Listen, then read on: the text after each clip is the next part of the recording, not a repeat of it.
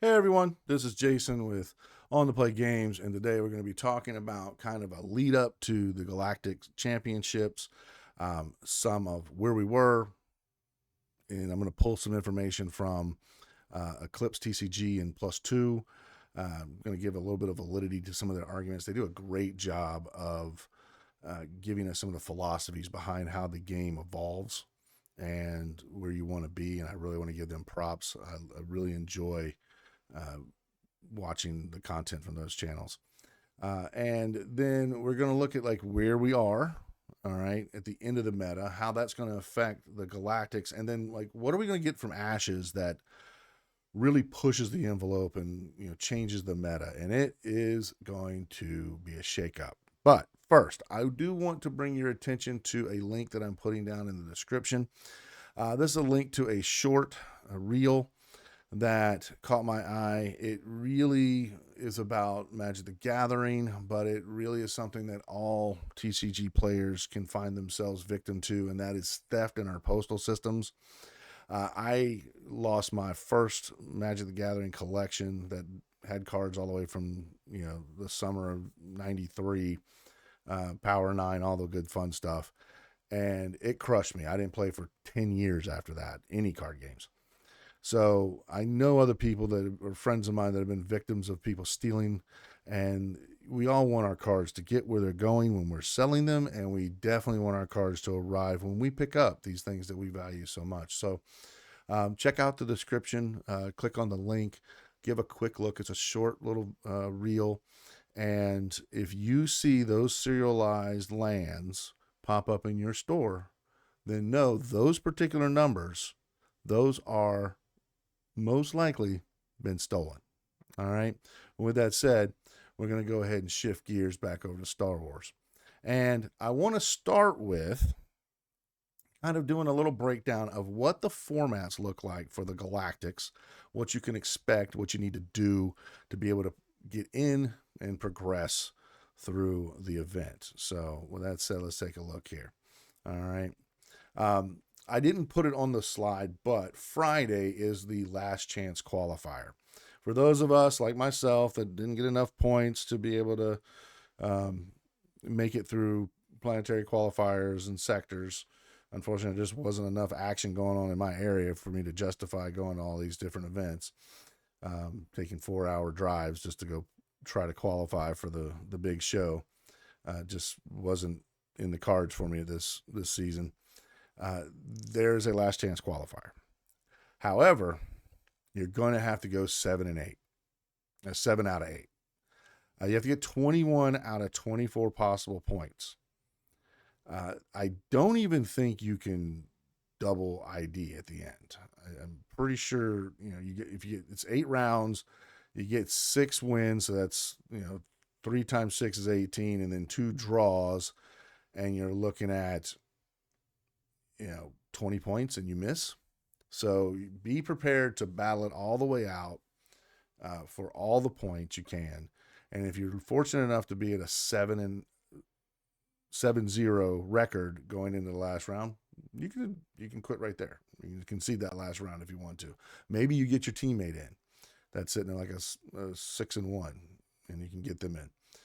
Definitely don't drop though, because you might be in a situation where you can help someone else on your team get in, or if you see somebody you don't want to, they're a good player, they just didn't get in off of points. Uh, you might get a chance to knock them out. So keep that in mind. But the first day of the main event is Saturday. That's the first day of the Galactic Championship Swiss rounds. You've got 3 rounds of draft to start with. So you really need to set the tempo for yourself by being extremely familiar with the cards, with a draft format, and understanding that you can see certain information that isn't typically available in other types of drafts. And what I mean is the leaders. When they do the leader draft, which is a 3-card draft, those leaders stay as open information for the entirety of the draft. And why is that important? Well, that gives you the ability to decide on basically what's called hate drafting, or cutting people off on their colors.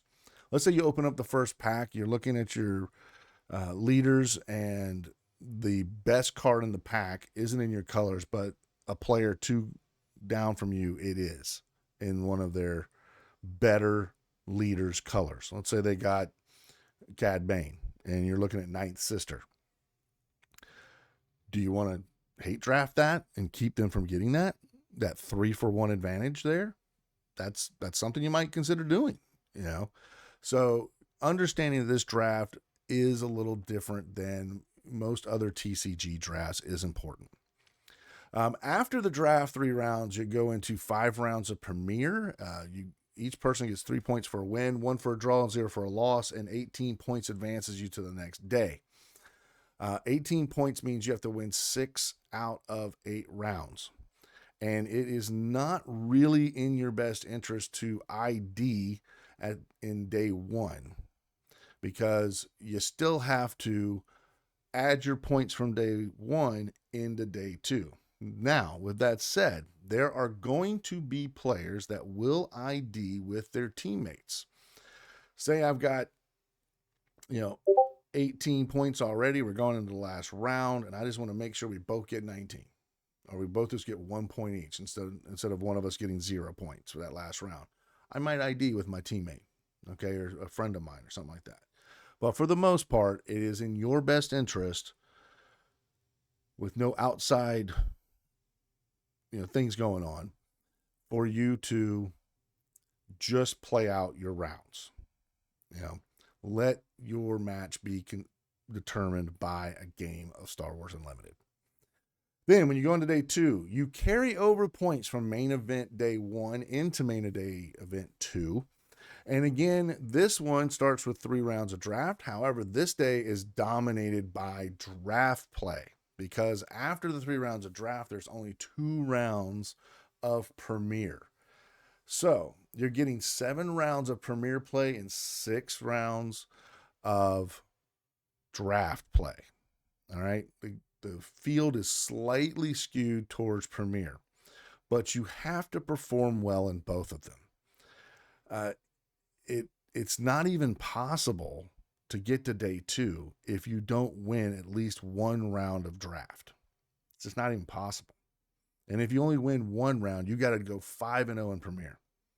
So keep that in mind. If you find yourself in a situation where, like, you're at 0-3 after the draft is done, well, do yourself a favor and go ahead and drop out of the main event and go knock out some of those side events, get some of those prize wall points, and get some of those really cool promo cards while they're still available. Because if this Galactic is anything like last Galactic, by the time you get to Sunday, many cards that are on that prize wall will be gone. And you don't want to be the person sitting there with a handful of tickets and nothing to spend it on. All right. After the second round of Premier on Sunday, you got to cut to top 8 Premier. This will be where your single elimination rounds begin for those who are fortunate enough to be at the top of the standings there. So kind of keep that in mind as you are planning out your day for Saturday and Sunday. All right. And I wish you all the best. We're going to kind of rewind a little bit and go back to April the 18th when we had our Atlanta sector qualifier. On the 12th on YouTube, +2 and Eclipse TCG put out a video, thanks to Troy Yamaguchi. I love how he breaks down the philosophies behind things, and one of the things that he brought out was like some ideas about how the meta was kind of shifting from the pre-rotation to now the post-rotation. 4 of the decks that they thought would be at the top of the tier going into Atlanta was Boba Fett, Lando, and Obi-Wan, with Luke Skywalker as well. Boba Fett and Luke Skywalker had done very well earlier, the very first part of the meta for first like 2 or 3 weeks, so that makes sense that they would have them predicted as tier 1 decks.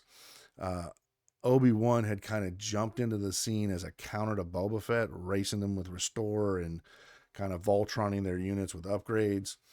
And then Lando kind of started to show itself just a little bit before Atlanta as it started to predate on the Obi-Wan decks.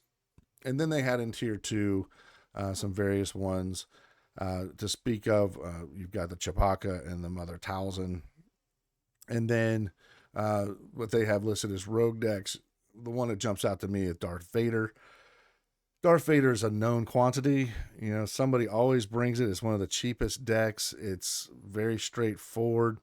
And it does a great job of kind of catching the meta when the meta is not looking. You know, it took London right after this, which was another big turnout event, and it came in first place. So really, really good. Okay. But more importantly, to add some validity to their arguments, because one of is to take a look at what happened that weekend in Atlanta. How was their prediction? It was spot on. Of the decks that they picked in their tier list, 3 of them hit. The only one that didn't hit was Boba Fett. And that really is because Boba Fett had a giant mark on its back. Target, excuse me. But what does jump out is that you've got 3 Lando decks, 3 Obi-Wan decks, and a Luke Skywalker in there. And then the only one out of their tier 2 list was the Chewbacca. So they really did nail it. I think they do a great job of kind of predicting where things are going. If you get a chance to check out their town halls, I strongly recommend it. They are not a sponsor to me. I don't have any affiliation with them. I'm just a passive admirer of the content they put out. But this was the event where Lando really came to shine. Because Boba Fett had been doing so well, there was a huge lean into Obi-Wan. And with Obi-Wan being a known counter to Boba Fett and coming strong with that, I believe I saw Wu playing that weekend. I might be wrong, Wu. If do watch this, thank you for watching. And if I'm wrong, please correct me. Or anybody on Wu's that knows what he played that weekend, go ahead and feel free to speak up and tell me how. No, he was on Lando. But Obi-Wan became a dog to Lando really quick. So there's their predictions. And with the exception of Boba Fett, this is what happened.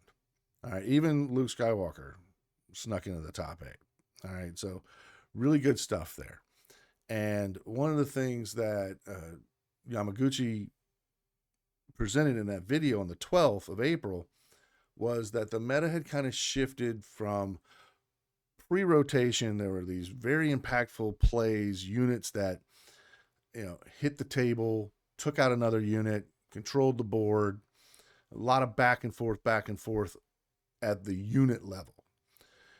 Then switched to after rotation, and it's straight guns to the base. And nobody's trying to interact with each other's units. It's all space racing to the base. Then Obi-Wan comes in, and it's like the first Voltron deck. Let me get as big a unit as I can so that every action that I swing with, I just do as much damage to your base as I can in one action, claim initiative, do it again. And then Lando comes into play, and it does a very similar thing with the cheating of the credit tokens by putting giant liberties and things like that into play. And Liberty allowed you to bounce upgrades off of the Obi-Wan units. So it did, double duty there. So really, really interesting way that the meta was shaping out. We still didn't have a control meta, though. So where are we now? Boba Fett's still the top performing leader in the Law meta, which is now over. We're at the end of that. Aura Singh and Dedra, whichever you want to pronounce it, finally created that control arm and did really well. Aura Singh really did well when you look at like how many people played it and how well they did. Those conversion rates were insane towards the end of this season. We've got the Ashes of the Empire release coming. And then our next major event is the Galactic Championship in Vegas. What does it mean for Vegas? I think that we're still going to see Boba Fett and Lando either Lake Country or Data Vault versions being the meta. And then there's going to be Control, most likely, is going to be the big part of Galactic Championship meta. Now, I originally put this particular slide together 2 weeks ago. And then in the last 2 weeks, there's been so much emphasis on how strong Vigilance Villainy is and how strong Ninth Sister is. And it's true. It is so, those just the top end of Blue Black and then just Ninth Sister alone push me to believe that this summer is going to be a red, black, blue summer, or red, blue, black summer. It's going to be villainy summer, much like last year with the force units. The problem with right now in the meta is there's just so much leaning in that direction. I feel like that's the way it's going to be. But does that mean Boba Fett is still a deck that can stand up to, adding in the Ninth Sister? I think Boba Fett should add in Ninth Sister. It's a 3-for-1 or 2-for-1 at least. And there's no problem with Boba Fett having a ground unit. They have ground units in the early game. So there might not be as many upgrades for Boba Fett's list, but you tweak it to blue. And if you go back and you look at the PQ season from Lawless Time, there were several points where a rogue Boba Fett blue list would either get in the top 8 or be in the top 4 or be at that final table. And they were strong. It had that control element. So now Boba Fett has that top end to support going more control. You don't have to race just on the ground. You don't just have to race in the front end and end it on your flip turn. You can push into bigger units and more control and gaining life back and 3-for-1ing your opponent and those kind of things. And we're going to talk about some of those cards in a little bit that are contributing to that. And then I expect, because of card availability, you're going to see that Boba Fett and Lando are going to most likely, I think Lando is really going to bring in Data Vault. I feel like your heroic side specifically is going to lean into Data Vault a little bit more, just because villainy is so rewarded by going into blue, and that usually means Data Vault just can't get into the aspect combination. All right. A blue villainous leader would have to go with a red base, or a red villainous leader will go with a blue base. There's no place for Data Vault on the villainy side because of how powerful the aggression and vigilance villainy cards are. But on the heroic side, I do think Lando is incentivized to go Data Vault because I think there are some real strengths in green and green yellow for Lando to push in on green. Chewbacca Pilot, for example, is going to be a card that is going to be of a non-insignificant representation when it comes to heroic decks as a way to battle these control style decks. Rey is going to see some play as they try to push against these control decks. Kelleran Beck is going to see some representation as they push into these against these control decks. So that leads me to believe that Lando is still very strong because it does what it does. It puts out big, huge, answer me if you can units, while also tapping into that green takes you there. But you do have to have a high HP base because aggressive negotiations is still the meta that we live in. It doesn't matter what you want to think about Ashes of the Empire. It doesn't get rid of aggressive negotiations as a top end card and a finisher. And a lot of these decks that are a quote unquote aggressive decks are using aggressive negotiation as their finisher. There's even versions of like Piet and such that are like, we have to put in 1 or 2 copies of aggressive negotiations just so we can close a game. All right. I also think Data Vault is a viable option for the heroic side because when you go up against a control decks now don't have that sub game of vigilance plus restock. They have to beat you with their main deck.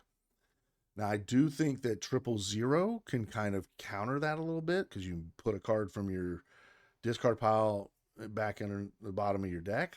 That could be a way for these red villainy decks to control and be able to go into longer games. But that's only one card I can think of right now that has that particular put a card back that can do it over and over and over again, and also is a significant unit on the board where people are playing it. There's an event I believe that does something similar to that, but it's just not the same. Too many restrictions. But because of the card availability and players know these decks, I think Boba, Lando, and the two previous iterations of Control, those are things you need to know. All right. Now, the Control is going to take on a different look. Like Orsing may not be green anymore. Orsing might go red because of the value of Ninth Sister. However, Data Vault does give it that inevitability that, hey, if you don't beat me, if I have more answers than you have questions, Orsing beats you just because they got 10 more cards in their deck. All right. I also think that there will be upgrades to these decks. And even in the Boba Fett list, I feel like there's 9 upgradable slots, especially when you go a significant amount into Night Sister. I don't see why you don't play 2 to 3 Night Sisters in Boba Fett, even if though it's a space pilot. Still push it. I think Night Sister is a great place to be, where most decks for Boba Fett were either cutting their Devastators or bringing, having Devastators in the deck. So there was this back and forth on Devastators, and some decks were winning without Devastators in the main deck. And Night Sister is just straight value on a stick, and it's huge, and it has overwhelm, and it's just so good. So there's a lot to be said there. Like I said, I do think there's this shift to Data Vault that's going to be coming. The set adds more card diversity, so you want to dip into that third color. It may lead to a shift away from those 2 aspect deck lists, and there still is a need for that high HP list, so keep that in mind. New decks, we might see some new decks. Will Ash leaders bring us a completely new deck type? It's very possible. We'll talk about a couple of leaders that I've plucked out. Or will there just be an old leader that some new life has come into it thanks to Ashes of the Empire? You always want to go back and take a look at leaders that may have already been good, and you're just upgrading those decks because those are just good decks getting better. And there also might be leaders that just weren't necessarily part of the meta for whatever reason. They just missed that little bit of the curve or this niche card they needed. Maybe a critical mass of a certain, resource value card so that they have that curve nice and flushed out. And now they got it. So, what does Ashes bring? Let's take a look at that. First thing I like to talk about is the mechanics. Support. It offers that action sheet with a bonus ability. Support is probably one of the best mechanics out there. I'd probably put it in the top 4. It's as strong as Sentinel. The action cheat that it provides with the additional ability. I'm going to be talking about some of the support units in a little bit and what I think are strong units that have the support mechanic. And then I'm going to bring one up that is getting almost no love that I really think should be thought about a little bit more, especially for like Boba Fett decks. But it is a good card, especially when there's another card in the opposing aspect. It's a villainy card. There's a heroic card that is getting all the attention right now. But I think that's just because people are playing with the advantage tokens. So support, very strong mechanic. Then there's the tokens. Mandalorian. It is a limited tribal theme in the set. However, there could be a unit that has value worth playing it just for the additional token, because you don't have to have a tribal theme to your deck for a 2/2 shielded unit to be good. It's a Secretive Sage, and it's incremental card advantage as well. So that's pretty important to consider when you're looking at cards, and we're going to talk about a few of those. The advantage tokens, they provide a temporary +1/+0 buff. Is there enough there?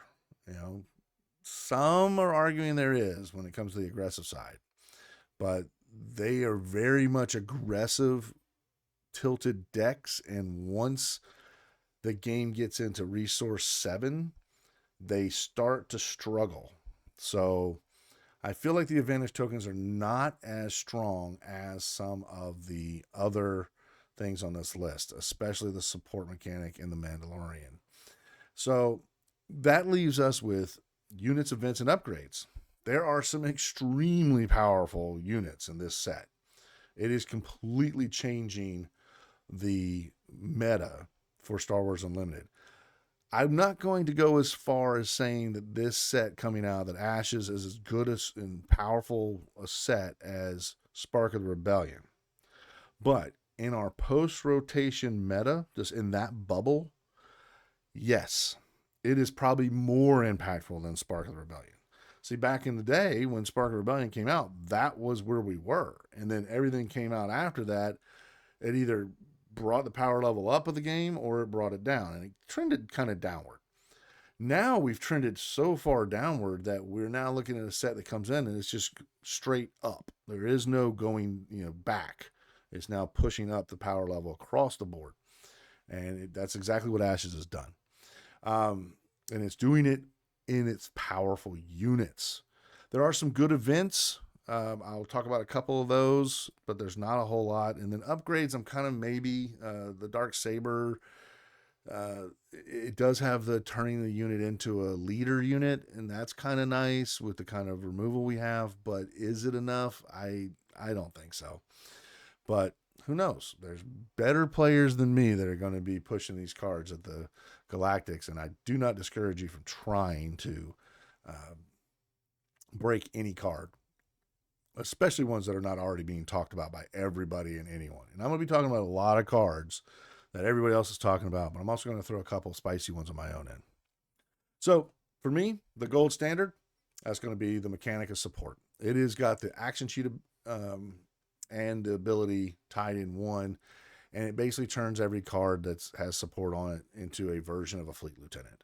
And we all know Fleet Lieutenant was really good with Sabine and kind of snuck into some other aggressive decks too. But yeah, I think the support is the strongest. Mandalorian is probably number 2. Advantage for me is definitely number 3. Just because Advantage only kind of slots into a couple of decks, where support, I feel like you could find support on cards in just about any deck archetype. The Mandalorian token's a little more limited because I think a lot of the really good ones are going to have blue in them. But nonetheless, if you can get an extra 2/2 shielded, definitely worth doing it. So let's talk a little bit about these support units. I included Yellow Aces Bomber because why not? Everybody is. It seems to be like the go-to de facto, this is the best support card in the game kind of thing. I don't think the hype is quite as good as everybody likes to make it. I know that's going to upset a few of you, but it is extremely powerful in decks like Greaves, Edra Bridger, that are able to create a token or upgrade, on a unit and get that extra 2 points of damage. And in a world full of Sentinels, this card definitely pushes the damage to the base better. However, I kind of wonder if I just did the +2 attack and got the Sentinel off the board, if that would just be better. If I'm imagining, I throw down a 2/4 turn 1 play, and then I attack into an Obi-Wan, right? that's got Sentinel. And it's like, okay, would it have been better if I just had the +2 and almost knocked out the Obi-Wan? If they crack back on my unit, it dies. I still have to attack in the Obi-Wan. In this scenario, I do 2 points of damage to the base, but if the Obi-Wan cracks back, I lose my unit and Obi-Wan stays on the board.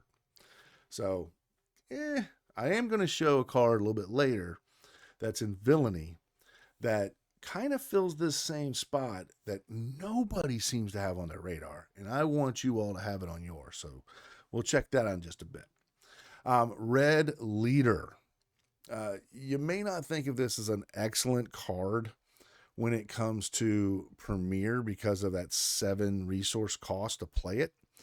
But I want you to think about this. 6 attack power into a Devastator defeats every Devastator. Okay, or red-black one, I mean. And it also comes out the turn before Devastator comes down.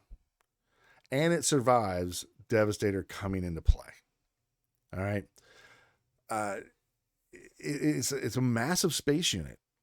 And with so many Sentinels on the ground, it's very, very good at sniping units behind the Sentinels. You got a unit, you want to get rid of it. It's a big unit. It doesn't have Sentinel, but there's a Sentinel down there. You snipe it with the Red Leader. All right. Or whatever unit is being supported by the Red Leader when it comes out.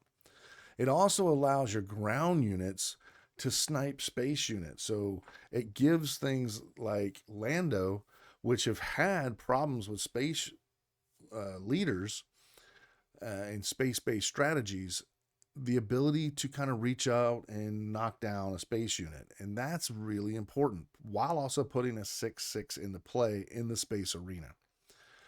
There's another card I think is going to be really great in Lando that I'll bring up as well. It's one of the Purgles.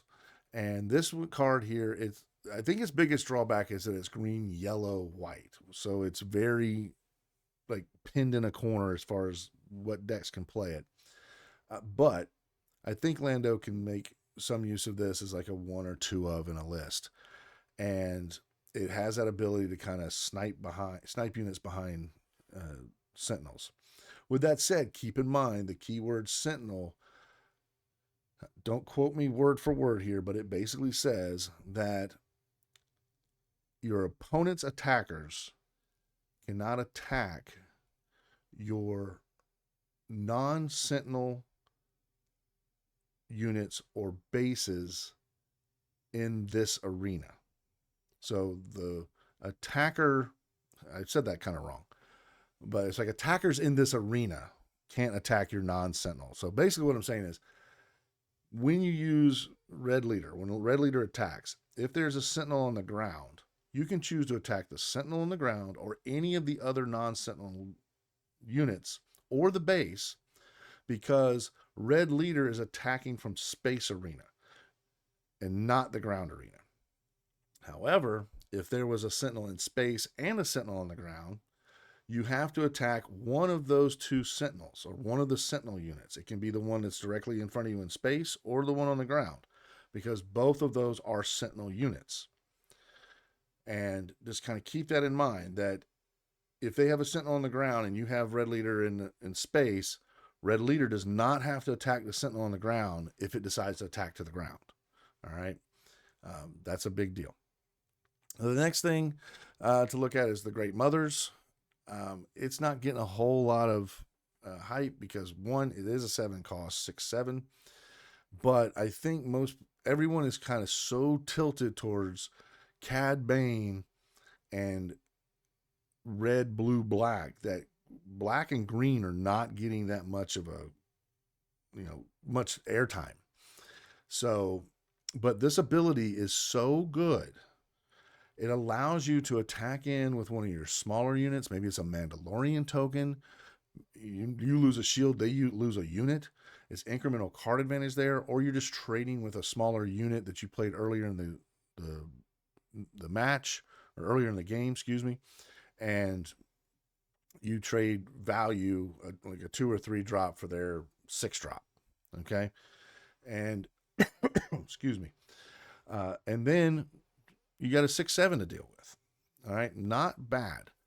And I don't think she's getting enough attention, but I do think that she does potentially deserve a one or two of in a Piet deck, especially when Piet's pushing out all these cheap droids early game that can be traded into bigger, more valuable units.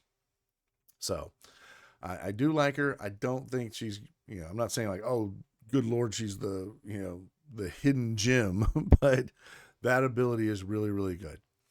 Morgan Elspeth, everybody knows this is going to be a great card.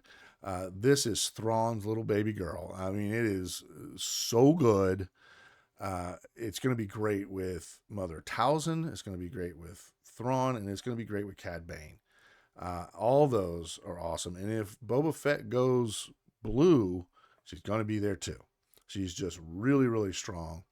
And in Mother Talzin style decks where you have like force units that can use the force and give a -2, you're looking at -4 plus the damage the unit's doing. So 6 to 7 points of damage you're putting on something on the 6 resource turn, which is the turn that Lando and Cad and all these 7 health leaders are being deployed.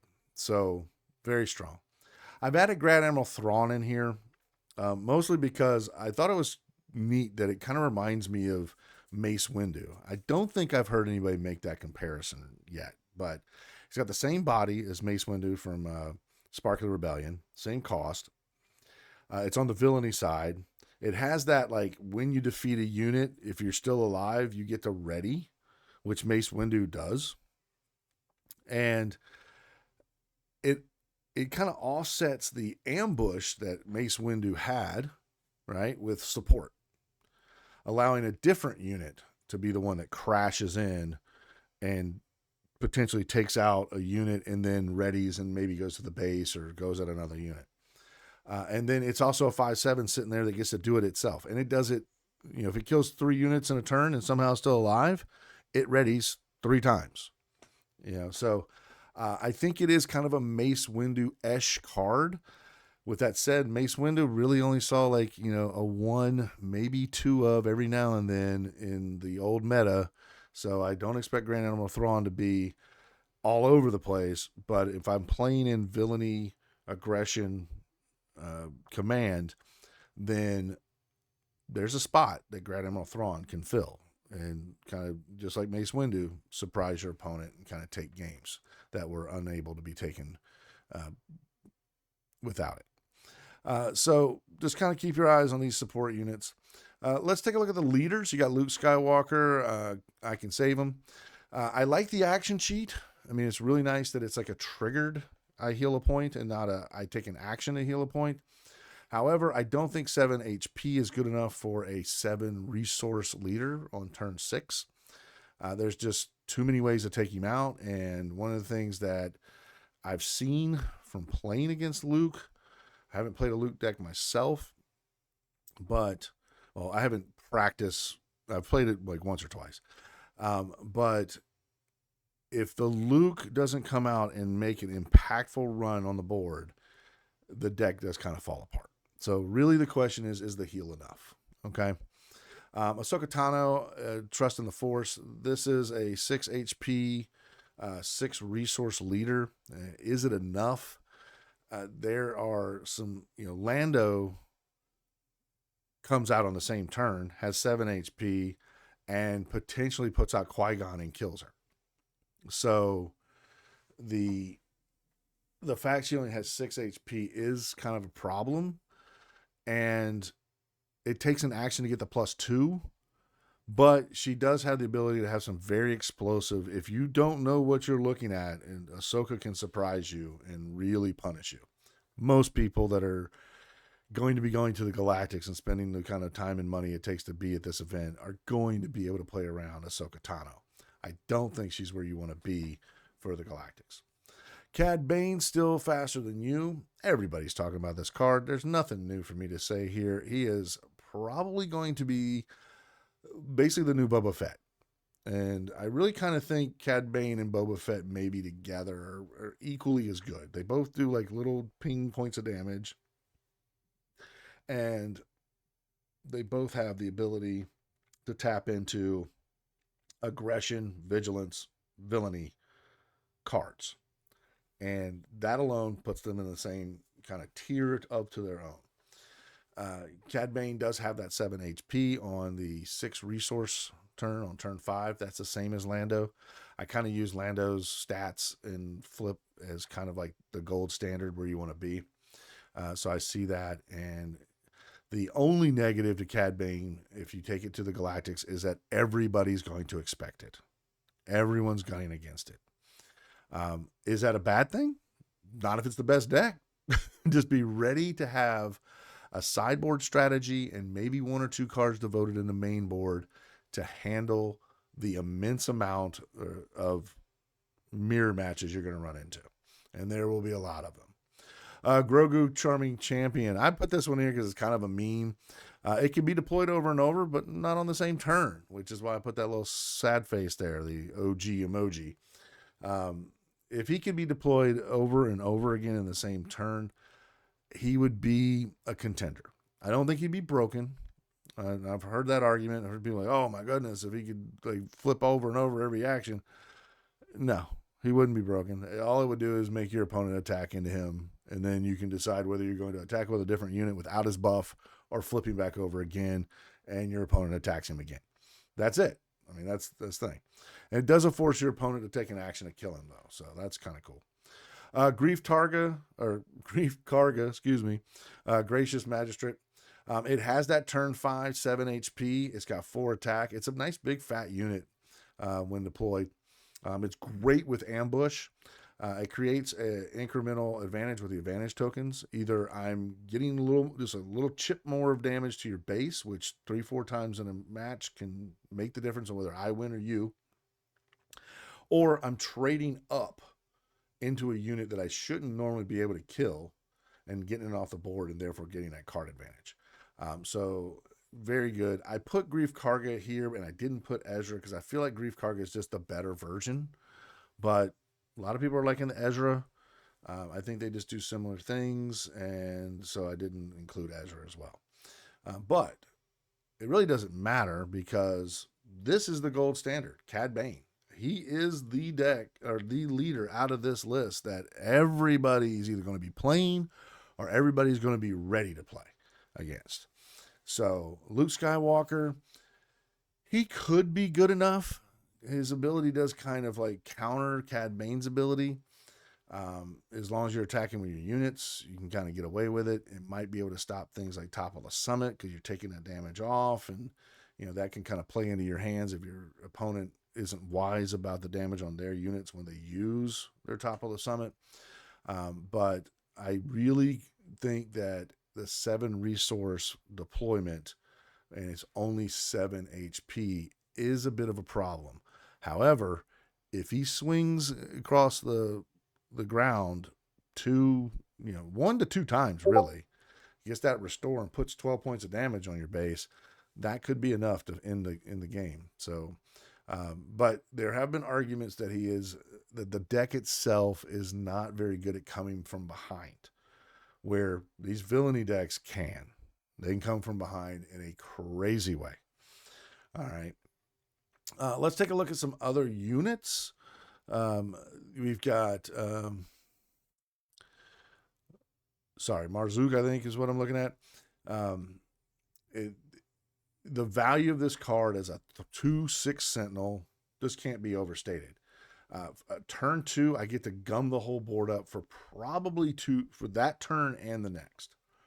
Let's say I put a 2/4 down and it's like Yaddle, and then I put Obi-Wan into play. Yaddle's not getting through. The next turn 4, I still have to swing with both those units into this Sentinel to get it off the table.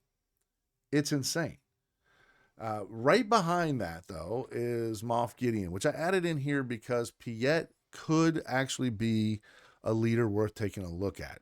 There was enough capital ships, and Moff Gideon is basically command villainies Marzook. I'm sorry if I'm Maruk. Let me look at this thing. Oh, now I'm wanting to know why I'm not remembering this.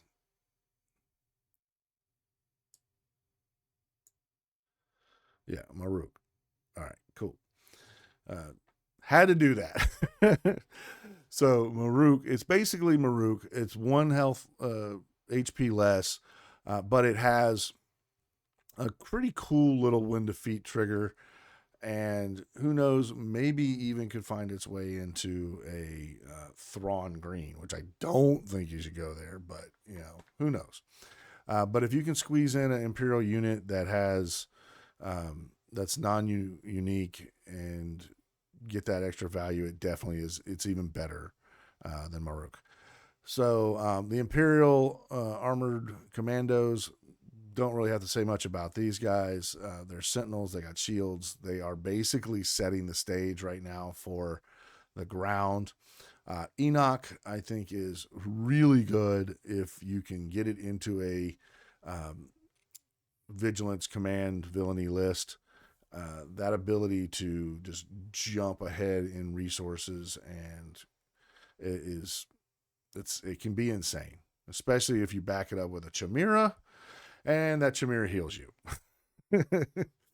I've already said Ninth Sister. It's a 2 to 3 for 1 on the stick, and you have to deal with it. It can't hit you 2 to 3 times. By the third time it hits you, you're dead. So you really have to deal with it.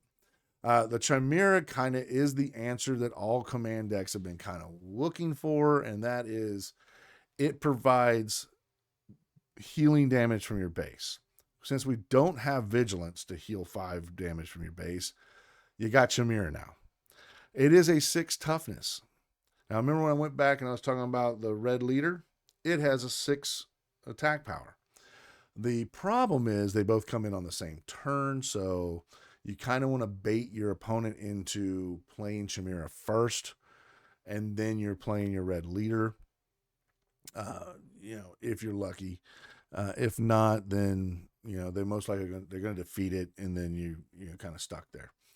And then Previsla. This basically is Emperor Palpatine red from Spark of the Rebellion, just now reskinned as blue, and it gets around shields. Okay, it's even better than Palpatine. And then it creates Mandalorian tokens for you. It trades Overwhelm for here's a bunch of Mandalorian tokens. It is an extremely strong unit.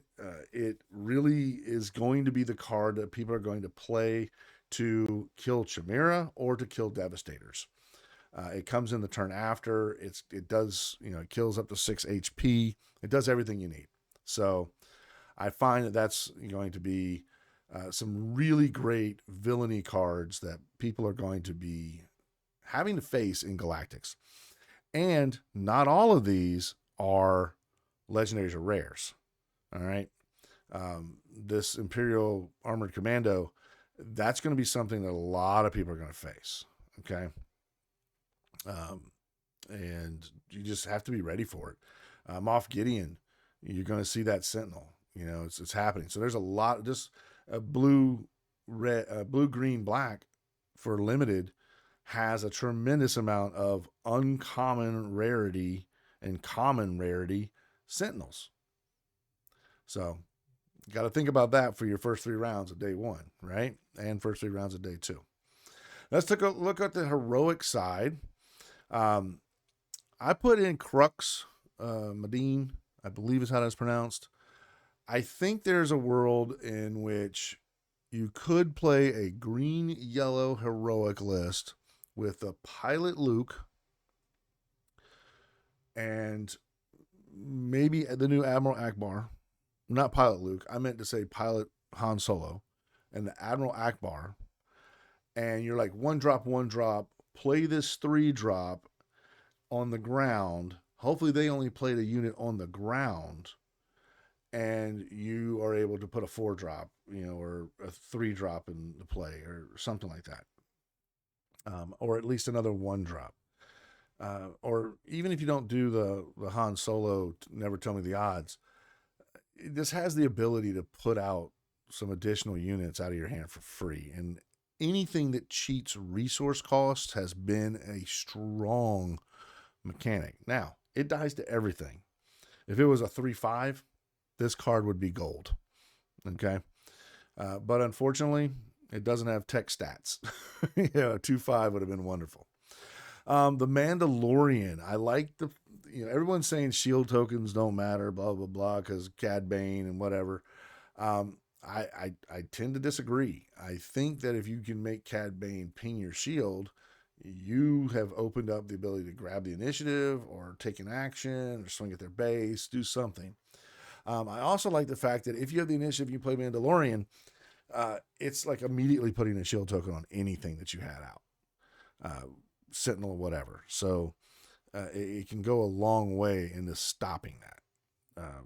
And the basically putting a unit in for 4 that's a 5/4 that comes in shielded, and then you can just sacrifice a shield and shield anything you want. Mandalorian's protecting his team. That's pretty awesome. I did put Grogu in here, a 2/6 for 3. It's kind of got the same stats as that Sentinel, but they don't have to attack it, right? But when you claim the initiative, you get to attack with a unit. That's an action cheat, and that can muddy the waters when it comes to the math for your opponent. T6 Shuttle. I think this is better than Home One, or Bright Hope, excuse me. I think it's better than Bright Hope.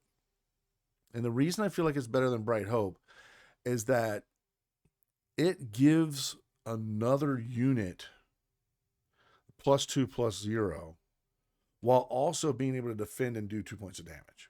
Well, Bright Hope, it drew you a card if you took back, if you basically backed up on your board presence, you got to draw a card.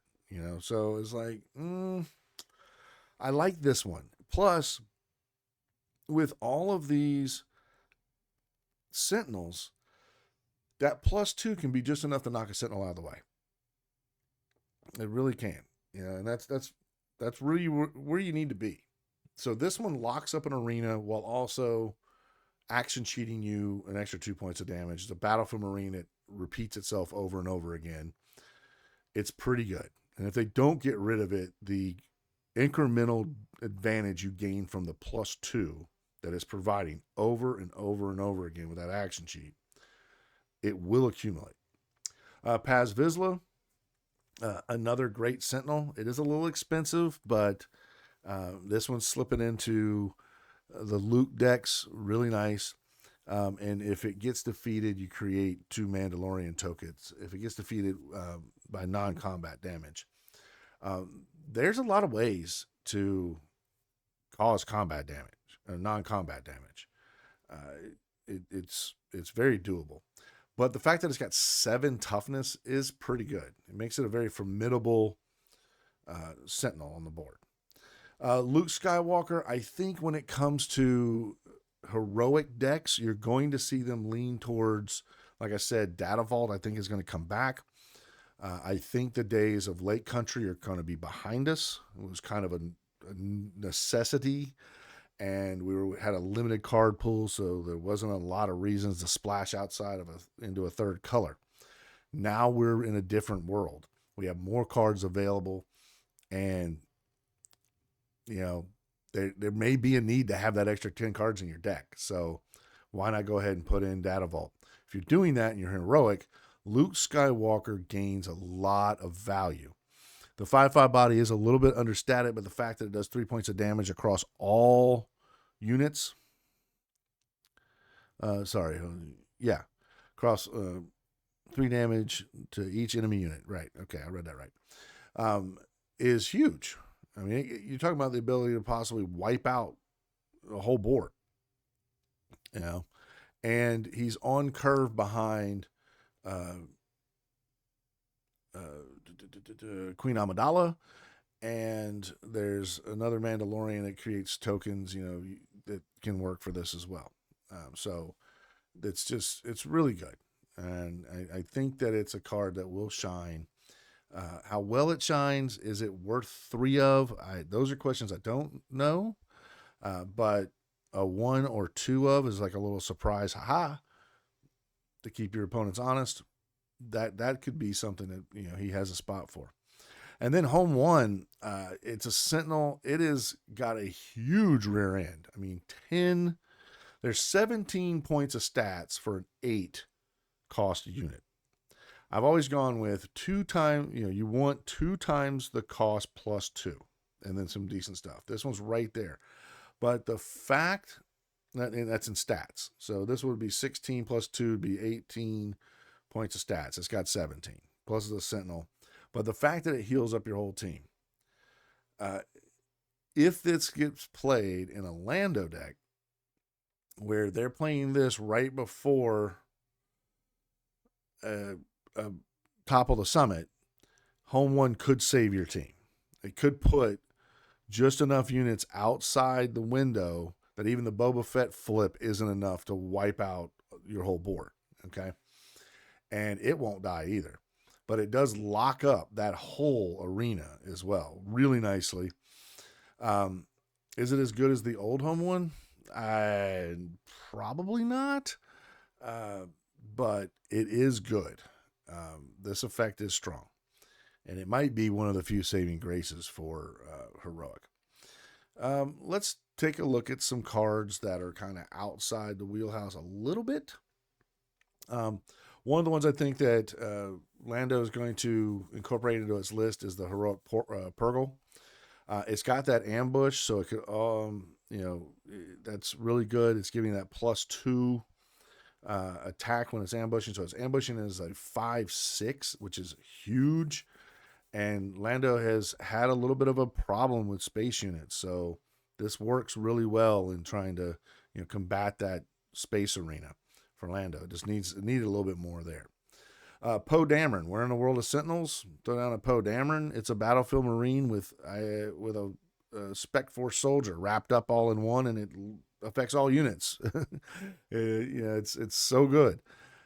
Definitely a solid card. I think the only thing that works against it is the color combination, but some people are pushing in that direction. I put in here Honorable Night Owl because Honorable Night Owl with support in Raid 1 basically makes Honorable Night Owl a Fleet Lieutenant.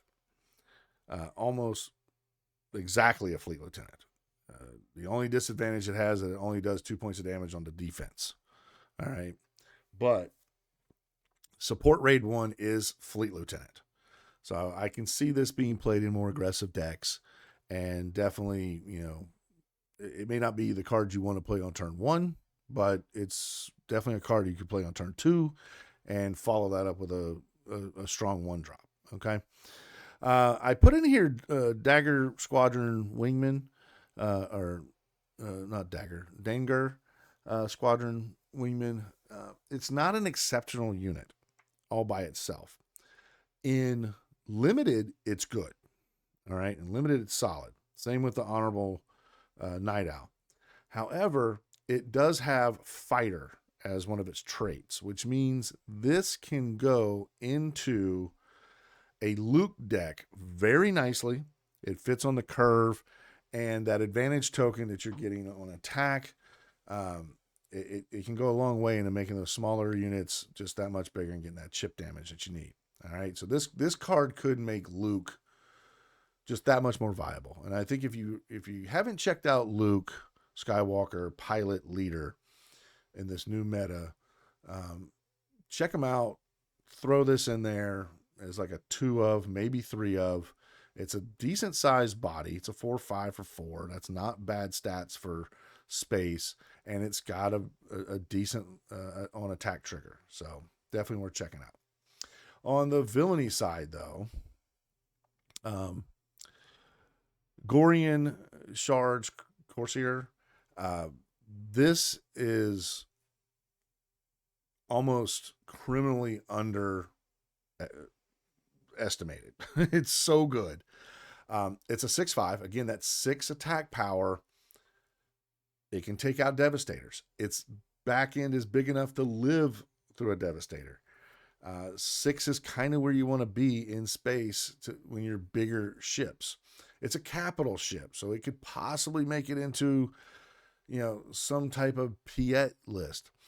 Um, and then it says damage dealt by underworld cards is unpreventable. It basically turns all damage, combat damage, and non combat damage that underworld units are doing into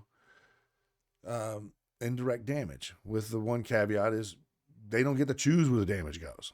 And then when played and on attack, you deal 2 damage to a unit. So it's got a decent and relative when played ability. It's a decent 6/5. If it was a 5/5, may not be as hyped on it, but I think it still would be good. I think I like the 6/5 over a 5/6. And then it has that on attack. So they have to get rid of it. Or 2 attacks later, even just 1 attack later, you've already come over the top. And you've gotten crazy value from it. Hellgate, when defeated, you may distribute a number of advantage tokens equal to this unit's power among friendly units, divided as you choose. Yeah. I like a 5-cost 6/4. It's not bad stats. But when you give me a 5-cost 6/4 that if they kill it, I get to make everybody else on my team bigger. Wow. And the good thing about this card is it's a 5-cost. So we're not even at board wipes yet. We're not at that 8 resource for singular reactor core ignition. So this is a solid card for a 6 power. They want to deal with it, and then you get to put that everywhere else. And let's not forget that you can upgrade this thing. You can put an advantage token on it. You can do all kinds of things to it. So that's a solid card. I think it's one that could find its way into some villainy cunning decks. I don't think villainy cunning is really where you're going to want to be, but like I said, it's more about the card value and what other players can do with it. Now, 2 cards that are definitely on the radar: Justifier and the big old crab, the Cyborg Mech. I think the Cyborg Mech is an excellent card. I think it works in Boba Fett as well. Just a 1 or 2 of to keep them honest when they're trying not to put that indirect damage on their base, and then you drop this, bang, and you hit them for 5. And even if you don't get 5, you hit them for 2, and you finish, might finish off a unit. And then you got a 3/7 grids. That's up to 9 power that could potentially go with this thing. Justifier, it's really good. It's a 5-cost 4/5, and it's when played and on attack abilities are relevant, and especially with Cad Bane, also with Boba Fett. It's just good. One that nobody seems to be talking about, and I guess I just am not seeing the reason why it's so bad. All right. I can look at the 2 toughness on Maruk's Fiend Fighter and say, okay, it's a 3/2 for 3. It dies to Blue Leader, but Blue Leader dies to it. Okay. Those kind of things. I can see that. But it's support. So it's like a Battlefleet Marine in the air. It has Overwhelm. All right.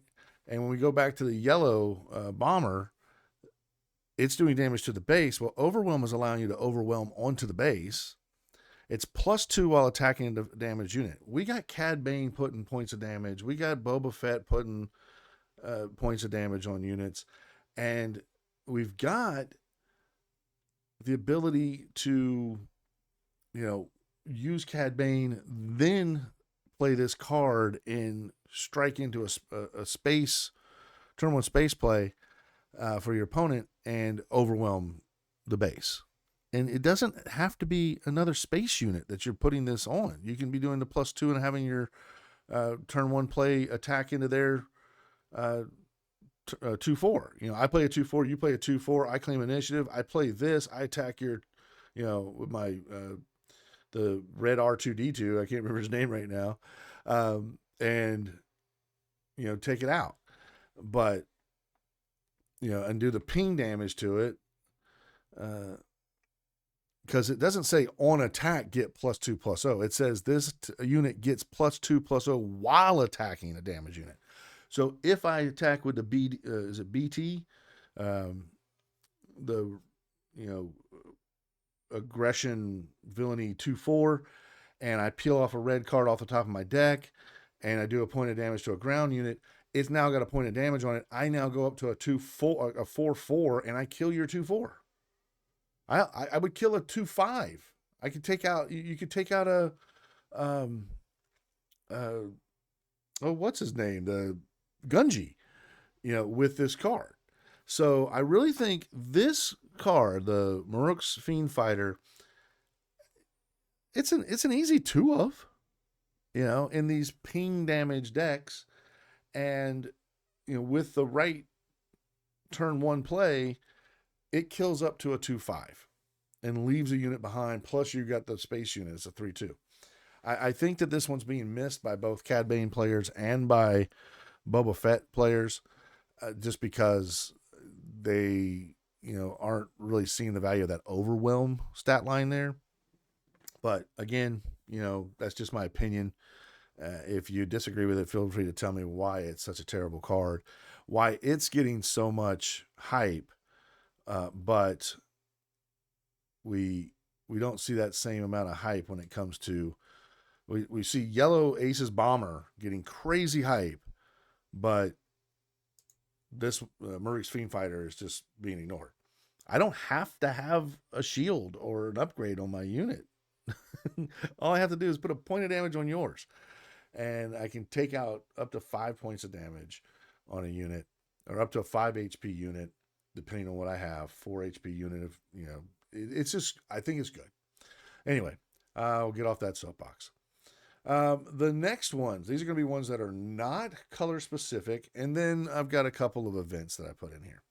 The Trask Walker, yeah, I guess maybe there's a intellectual property on Trash Walker, but I think it's as good, if not better, than Reinforcement Walker, because it is bringing selected cards back into your hand instead of just whatever random one comes off the top. Another card that I think I may be one of the few people, if the only person, that's really seeing the value of this, is the Remnant Lookouts. In Magic the Gathering, there was a card called Mistbind Click. It was a 3/1 for 3. It was a flyer, and it had look at your opponent's hand, take a card from it. If you do, they draw a card. And it was, and still is, not as much as it was, but still is, one of the best ways to sculpt your opponent's hand. So you play a deck, and one of the things that I was watching a video not too long ago where they were saying, you want to beat Cad Bane blue, play Cad Bane yellow, because it has all these discard effects. But this was not in the list. I feel like this card is as good, if not better, than Bodhi Rook. It's not double cunning aspect. It has the same stats, cost, and 3/3 body. It is not limited on what you can take from their hand, but they do get to replace the card. And if you take one of their, let's say you take a Ninth Sister out of your opponent's hand, you basically just 2-for-1 them back, because they don't get to play that card. They don't get to kill one of your units, most likely, and you don't have to kill it. Okay? So you removed one of their biggest card advantage cards out of their hand, while they just replace it with whatever comes off the top of their deck. Sometimes it works in your favor, sometimes it doesn't, but I think Remnant Outlooks is a solid card, and if you're playing Cunning, you should probably take a look at throwing this in the deck in that 3-drop curve slot. Koska Reeves, this card has been amazing. And I'm not the only one saying it. Many, many people are saying it. Koska Reeves, it makes the token that gives it Sentinel. All you have to do is make sure you trade one of your units into theirs, and then you throw down a big 4/4 Sentinel. And it's a 4 cost. It's solid. Very good. It puts 6 points of stat lines, power on the board for 4 resources. It gives fodder for Chimera. It's just good. It's just good. And so if you're playing blue, this is an easy 3 of. Ryder Azadi is, it's going to be one of those cards that's going to show up in sideboards maybe, or it's going to be in the main deck as like some kind of like meta tech, or like, I'm going to name your ninth sister. And then I hope this thing lives long enough for me to finish you off before you get to wipe the board or play it, or, single reactor core me or whatever. Or single core reaction. It's playing a part. It's good. I think it's going to be more of a sideboard card, but you need to be able to take it out if it's clunking you up a little bit. If it's naming cards that are problematic, that you need to get out of your hand, then, you want to be able to get rid of it. And the Restore 1 is not bad. It's pretty good. Kira's not seeing a whole lot of hype right now. I think because she has like a built-in counter synergy with herself. But the fact that she gets +1 power for each card in your hand, that means at worst, you are looking at her being an 11-7. Because you draw 2 for the turn. You don't have the resource. 7 resources is pretty high already. And then the win play is you may. So you don't have to discard another card. But if you do, you get to do 3 points of damage. So you have total control over what she does. And she is a 9-7 body. The only thing holding her back is Sentinels. They drop a Sentinel in front of you, and then she just can't push through the damage that she's capable of doing. So that, kind of takes me back to Morik's Fiend Fighter. You put her down, the next thing, you play Morik's Fiend Fighter, and you attack in, and you just did 3 points of damage to your opponent's unit, so she's going to get the +2, and she's going to get the overwhelm over the top of their Sentinel. That's usually got about a 5 toughness. All right?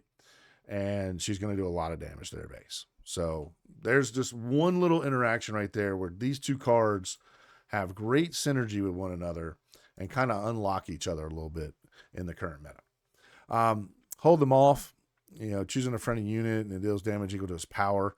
The one thing I like about this versus Protect the Pod is that with Protect the Pod, they could do damage to your unit, and then it starts to shrink in its value. You can't, you're usually not reducing the amount of power your opponent's units have. So that's, something I really like about Hold Them Off. And then Wipe Them Out is, I believe they, I like the fact that your unit does damage first. So you got the not so overwhelming barrage, and then Wipe Them Out, being able to do your attack damage for the excess damage that you're doing in your attack to multiple units, allowing you to like 2 or potentially 3 for 2, because you're going to play this card plus your units going in. And the unit doesn't take the damage from the other units that it's doing the excess damage to. So it's like it gets to do free damage to the other units. Just imagine a Take Them Out with Kira. I attack into your 2/4, and then I splash all this damage to another unit. And I did misspeak there. It's not going to ever be more than 2 units that you can take out of theirs, because it's only one additional unit. I think the only thing that holds this card back is it's the same arena. If you could, splash it up into space or down to the ground, it would make that card just that much more versatile, and then people would really be giving it some, serious consideration. But I do think that, if you have a unit that can stay on the board and attack into something, and it does a lot of damage, Wipe Them Out can, Wipe Them Out and trade it for 2 of their units. It's pretty solid. Let's look at some older leaders that I feel really need to be considered. As you can see, I am predicting kind of a villainous summer. The Galactic is going to be dark. It's just going to be dark. Admiral Priet got a lot of tools. I like the additional droid package and interaction that's there that Admiral Priet got, because the Invisible Hand's always been a great card with that deck. And then if it goes blue, you're getting all the strength of Chimera and um, uh, there you go, Previsla, excuse me.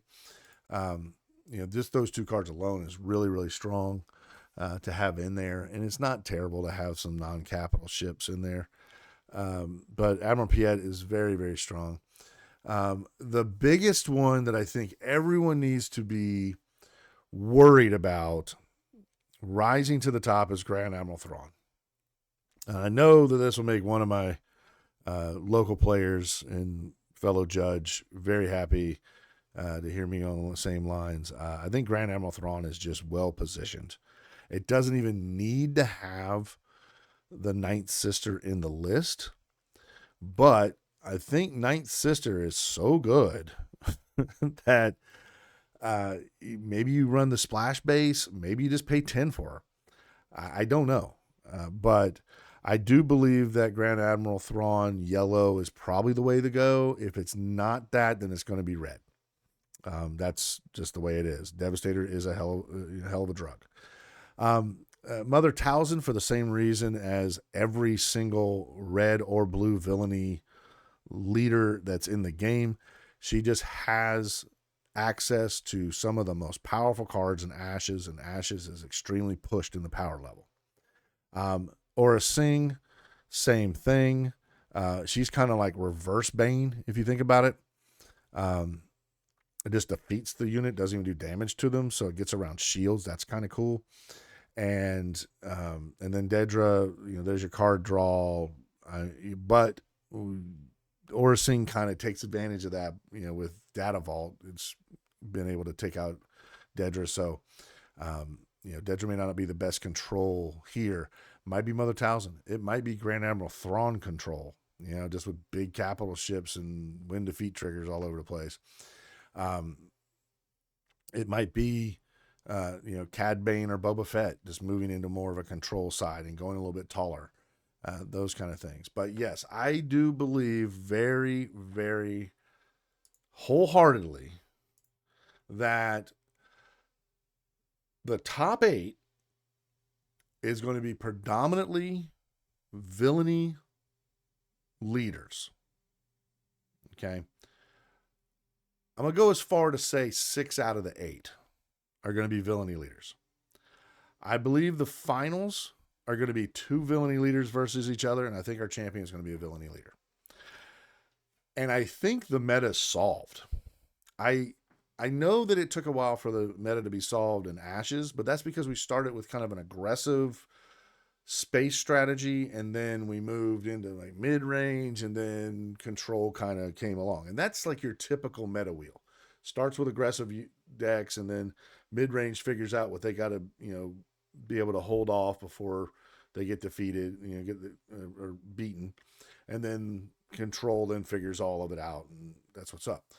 But I think this meta, we're starting with the meta wheel in control, which now means we have to de-evolve the meta to, have it evolve and have it like bring in mid-range and bring in aggressive tempo style decks. And I don't think that's how meta wheel really turns. So I think that if we see,